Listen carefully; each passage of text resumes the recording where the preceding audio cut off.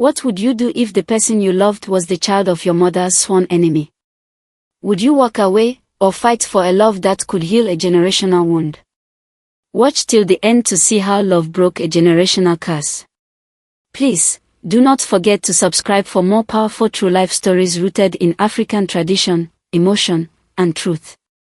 Amaka never planned to fall in love in the city. She came to Lagos to help her cousin run a small provision shop. Every day was the same. Sweep the front, arrange bread, count change, answer rude customers. Until one day, she met Obinna. It was raining hard that afternoon. She was stranded at Oduelegba under a leaking roof, trying to cover her goods with nylon. A young man nearby offered her space under his own umbrella. He smiled, said his name was Obinna. They talked while the rain poured. She found out he worked at a printing press not too far from her shop. Their paths crossed again. Then again. Before long, they began walking home together in the evenings. Obinna was quiet, but kind. He listened. He offered to carry her load when her arms ached. He made her laugh when Lagos stress got too much. Amaka told him she was from Uduma village in Anambra State. Me too, Obinna said with a smile. Maybe we're even neighbors. That evening, they sat on a bench outside her cousin's shop and started talking about home. She told him about her mother. Mama Ifeoma, known for her stubbornness and her sweet akra. Obinna chuckled and said, my own mother is strict too. Everyone calls her Mama Nena, from the Yumon's compound. Amaka froze. She dropped a sachet water in her hand.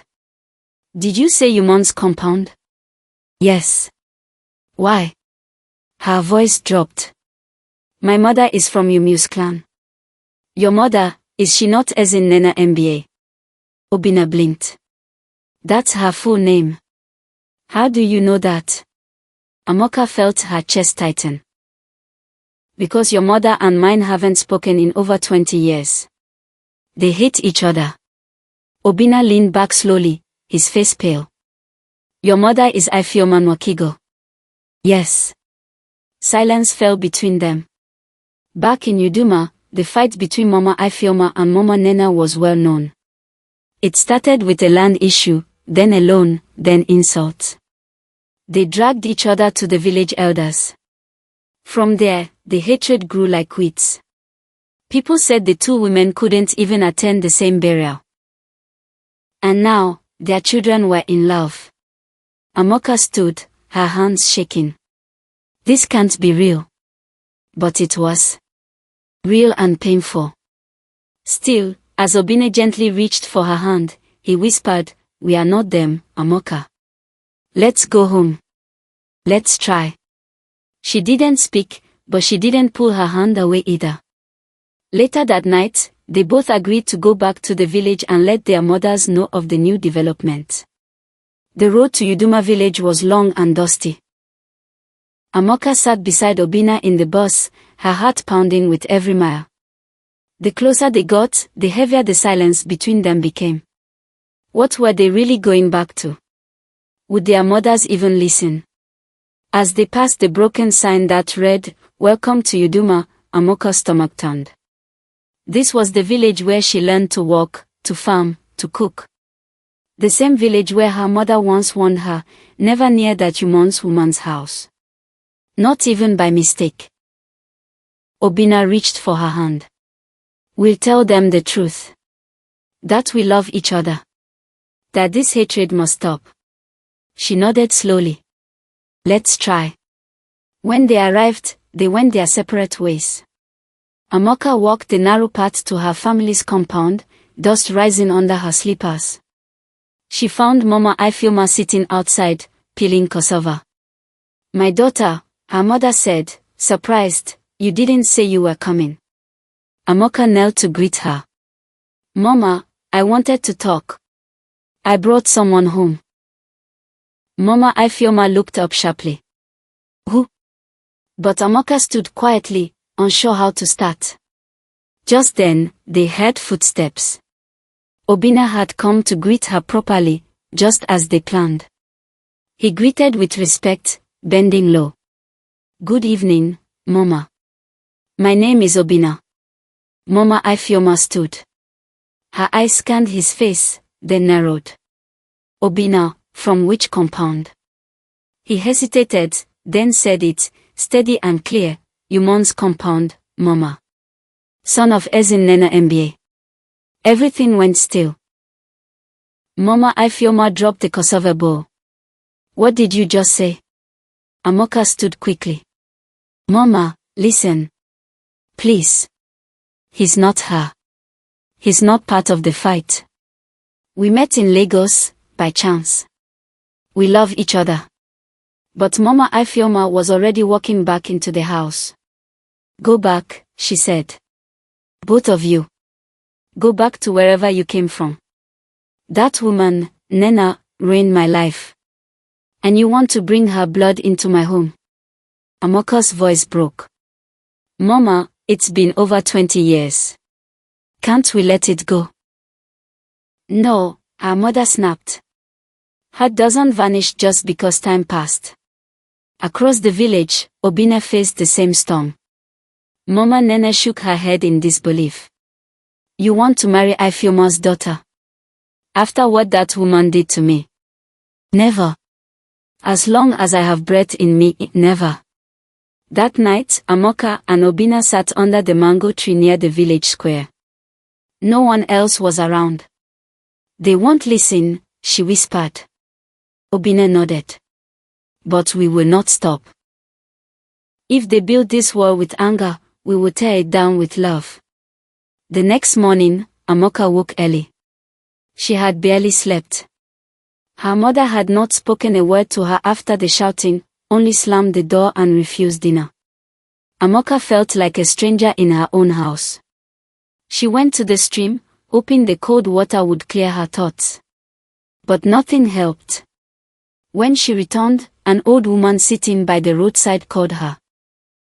"Amaka Nwakigo," the woman said, "I saw you and that boy under the mango tree last night." Amaka's heart raced.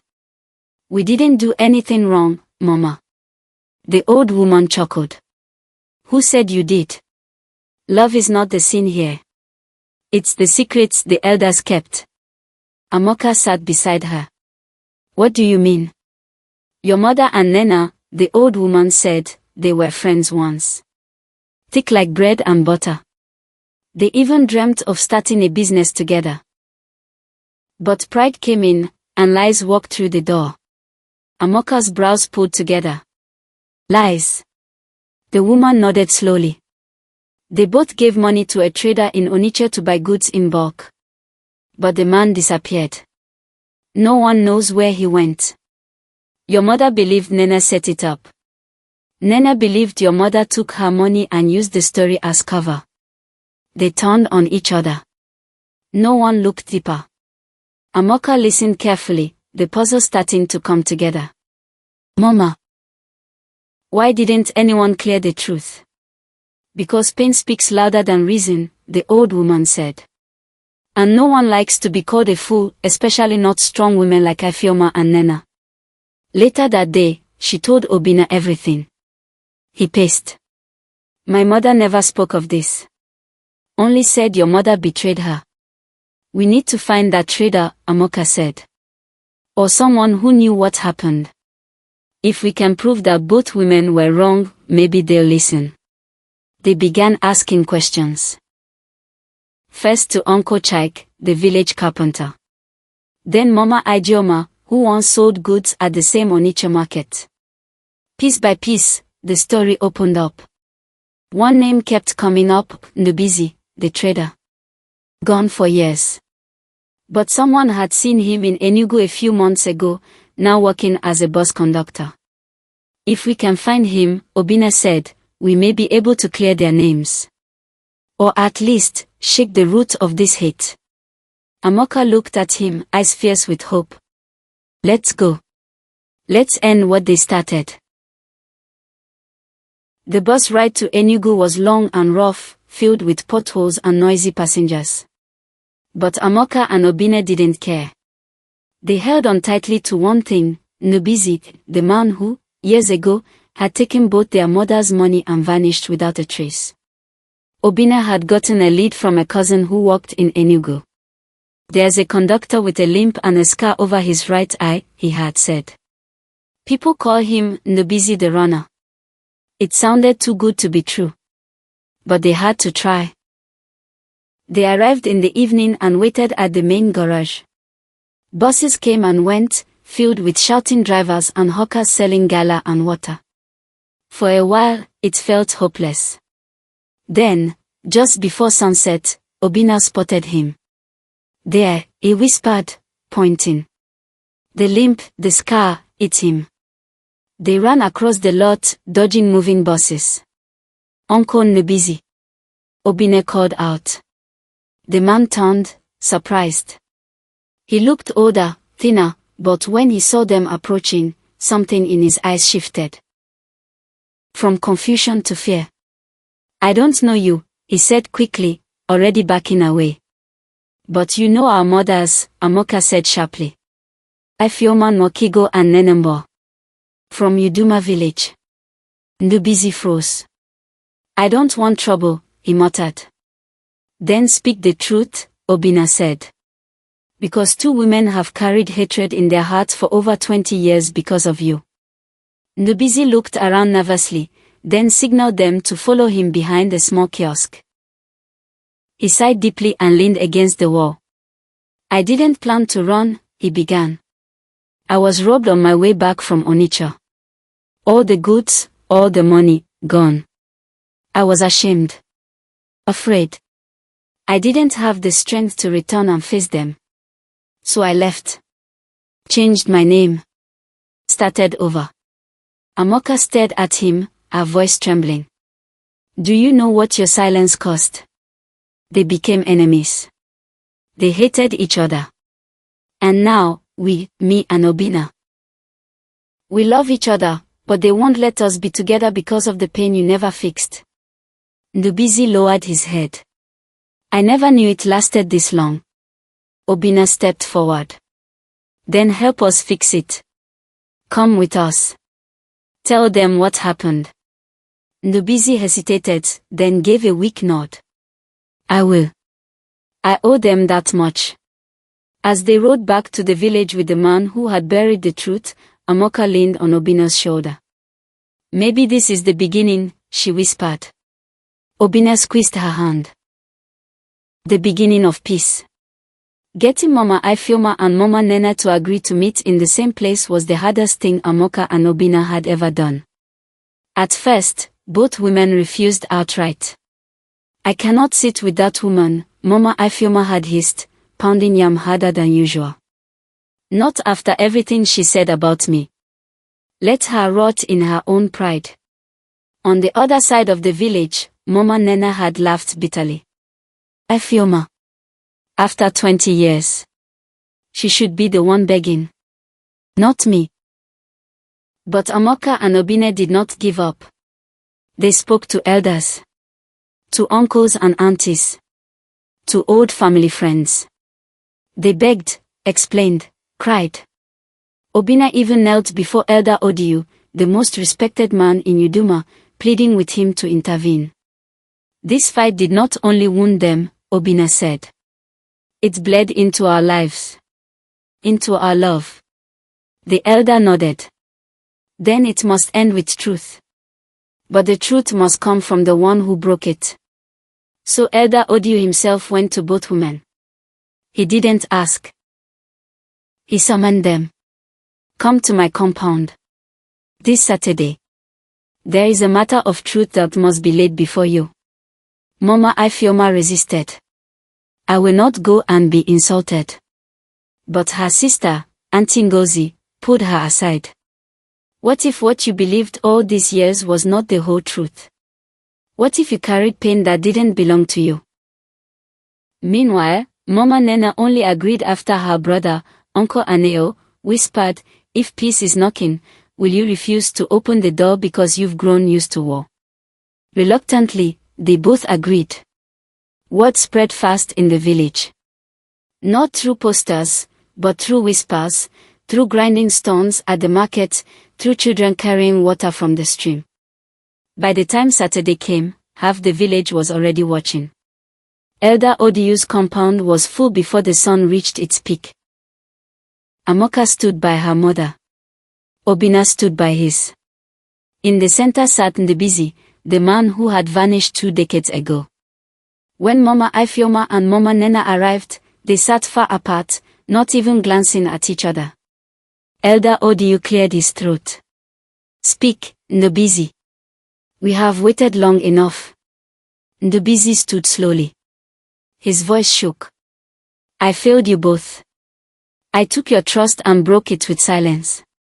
He told them everything. How he collected their money, how he was robbed by armed men on the Nkwo road.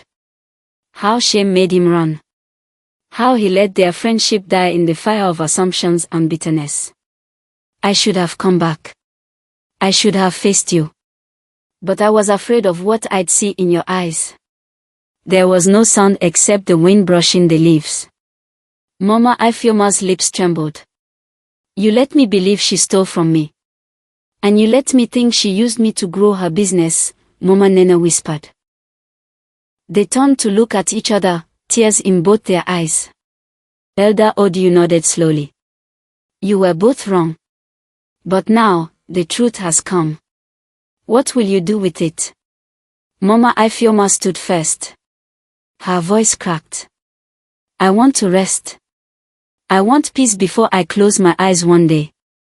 Mama Nena walked across the courtyard. For a moment, it looked like she would pass her by, but instead, she stopped and opened her arms. Amaka gasped. Obinna froze. Then the 2 women, who had once called each other sister, hugged. No one clapped. No one shouted. But the air changed. The bitterness, the years, the tears, they began to wash away. That evening, the same courtyard that once held grudges held plates of food. Amaka and Obinna sat side by side, watching their mothers laugh, awkwardly at first, but then freely, like women who had just laid down heavy loads. It took 20 years. But the wall was cracking. Weeks had passed since that unforgettable Saturday in Elder Odiu's compound. Uduma village had changed, not in noise or buildings, but in spirit. For the first time in many years, people spoke of Mama Ifeoma and Mama Nena in the same sentence without whispering. The 2 women were not suddenly best friends, no. Years of hurt could not melt away overnight. But now, they greeted each other at the market. They asked about each other's health. And on some days, they even sat under the same tree, talking about groundnut harvest and rising prices of salt. But the greatest sign of healing was in their children. Amaka and Obinna's traditional marriage was fixed for the 2nd Saturday of August. The whole village buzzed with excitement. Women gathered to tie gele. Drummers were already practicing near the community hall. And for the first time, Mama Ifeoma and Mama Nena planned something together. They chose the rapper for the bridal family dance. As the big day drew closer, Amaka sat with her mother on the veranda. "You fought so hard to keep us apart," she said gently. Mama Ifeoma looked down at her hands. "I was afraid. Afraid you would carry the same wound I did. But you gave me something I never expected, healing." Across the village, Obinna was seated beside his mother, helping her peel egusi. "Mama," he said, "thank you for letting go." She smiled faintly. "I didn't let go, my son. I just stopped holding so tightly to pain." The wedding day came, bright and full of life. The sun blessed the sky. The elders danced. Children ran around with powder on their faces. And when Amaka and Obinna stepped out together, dressed in matching red and white Iigbo, the entire village stood to their feet. Some said they looked like royalty. Others said they looked like peace made flesh. But the truth was simpler. They were 2 hearts who refused to carry the bitterness of those before them. And because of their love, 2 mothers found their way back to light. As the music rose and the dancing began, Elder Odiu stood and raised his hands. "Let this be the story our children tell," he said. "That love does not always come easy, but when it is true, it breaks even the oldest chains." The crowd roared in agreement. After the drums faded and the last guest left Uduma, Amaka and Obinna returned to Lagos, back to the city where their love had first taken root under a leaking umbrella. Life wasn't suddenly easy. Lagos traffic didn't respect newlyweds. Rent had to be paid, water tanks filled, and generators fueled. But now, every small struggle felt lighter. They had peace in their hearts and blessings from both families, something they never thought possible. They found a small 2-bedroom flat near Ojuelegba. Amaka continued her trading business. Obinna got a better job at a printing press. They worked, prayed, laughed, and loved.